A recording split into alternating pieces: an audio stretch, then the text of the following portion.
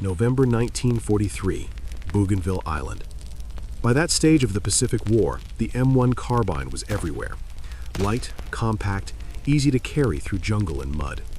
According to ordnance officers back in Washington, it had an effective range of 300 yards. On paper, it was the perfect weapon for radio operators, scouts, and support troops. But paper doesn't bleed. Any Marine dug into the volcanic mud of the Solomon Islands would have told you a different truth. Past 200 yards, the .30 carbine round lost velocity fast.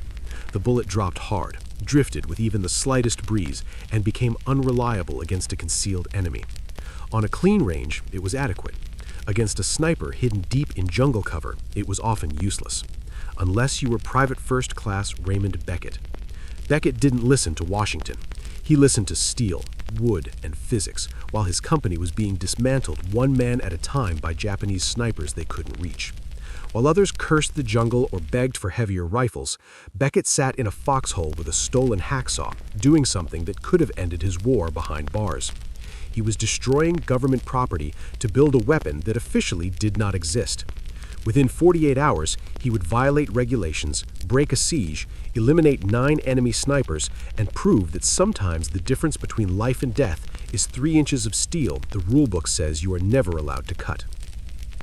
To understand why a private would risk a court-martial in the middle of a combat zone, you have to understand where he came from. The Marine Corps teaches a man how to shoot, but it doesn't teach him how to listen to metal. Raymond Beckett grew up in Wilkes-Barre, Pennsylvania, coal country.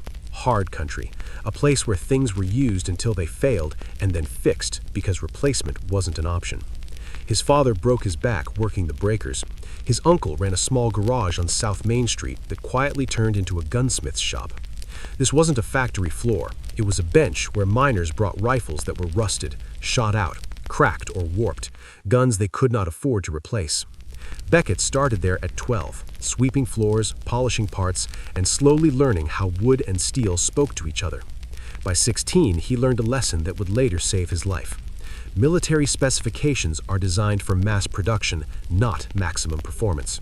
He learned that factory muzzle crowns were rarely perfect, that stock length was an average and not a rule, and that real accuracy lived in details measured by feel, not blueprints. He learned how to take a rasp and sandpaper to a rifle until it pointed like an extension of a man's eye instead of a block of wood.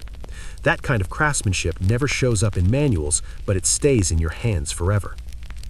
In September 1942, Beckett enlisted in the Marine Corps. At Camp Lejeune, it handed him an M1 carbine.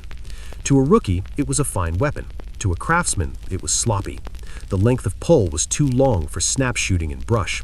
The front sight sat high, forcing the shooter to expose too much of his head. The barrel felt whippy, accurate enough for qualification, but inconsistent under stress. But in 1942, a private didn't tell an ordnance officer his geometry was wrong, so Beckett kept his mouth shut. He qualified expert, 238 out of 250. Not because the rifle was good, but because his hands knew how to compensate. On November 1st, 1943, the 3rd Marine Division landed on Bougainville. The terrain was hell, steep ridges, volcanic mud, choking jungle, and rain that never stopped. The Japanese defenders had spent months preparing, pre-sighting trails and clearings with mathematical care. Their snipers weren't taking random shots, they were surgical. They positioned themselves 350 to 450 yards out, not by accident, but by calculation. That distance sat comfortably within the effective range of their 6.5mm Arisaka rifles and just beyond the reliable reach of the M1 carbine. The result was predictable.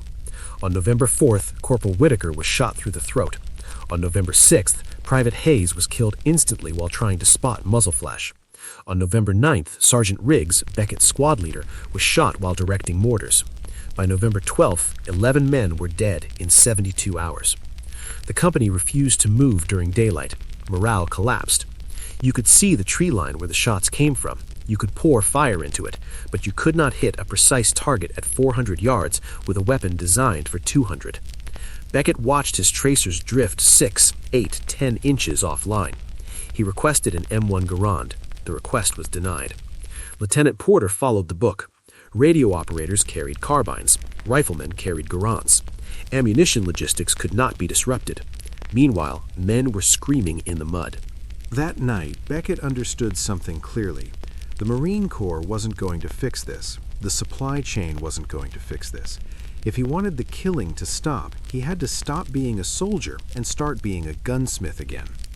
On November 12th, at 2300 hours, he waited until the company armorer went on watch, slipped into the supply tent, and borrowed a canvas tool bag, a hacksaw, a triangular file, gun oil. He crawled into a secondary fighting hole, pulled a poncho over his head to muffle the sound, and began work that could have sent him to Leavenworth. Conventional wisdom says a longer barrel means more accuracy, so why did Beckett cut 3 inches off his carbine? Because he understood barrel harmonics.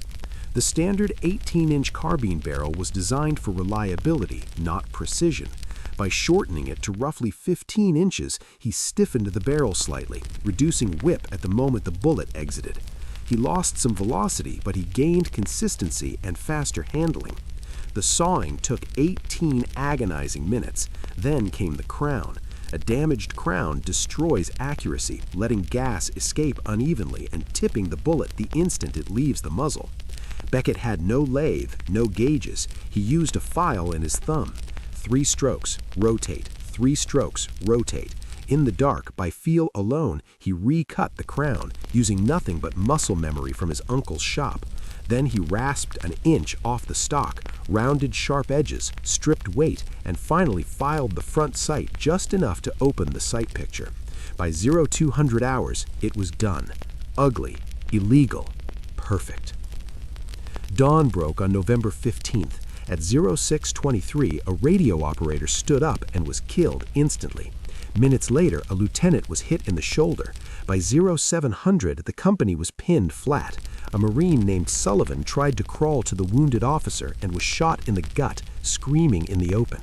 Platoon Sergeant Grantham crawled to Beckett and saw the sawed barrel. He said it was a court-martial offense. Beckett acknowledged it. Grantham looked at Sullivan's body, then back at Beckett, and asked if he could hit the sniper. Beckett identified the position, a triple-trunk tree at roughly 400 yards. With a regulation carbine, he said no. With this one, maybe. Grantham ignored the rule book to save his men and told Beckett to make it count. Beckett rose just enough to shoot. He didn't look for a man, he looked for absence, a shadow too dense to be jungle. The wind was left to right, maybe 5 miles an hour, enough to push the bullet nearly a foot at that distance. He aimed into empty air, high and left, exhaled, and broke the trigger. 4 seconds later, a body fell from the canopy. The silence that followed wasn't just quiet, it was shock. A carbine wasn't supposed to make that shot. 19 minutes later, a second sniper fired. Beckett moved immediately. He fired controlled shots, walking rounds into the target. A scream followed. Over the next 2 days, the dynamic of the battlefield inverted. The hunters realized they were being hunted by something they couldn't calculate. Beckett eliminated 9 snipers in 48 hours, including extreme distance shots that required precise holdover, instinct, and no small amount of nerve. The siege broke. The company advanced. On November 18th, Captain Hendricks called Beckett in. The modified carbine sat on his desk. Hendricks knew what it was and what it meant. Court-martial Beckett and lose his best shooter, commend him and invite chaos across the Pacific. So he buried it. It never happened.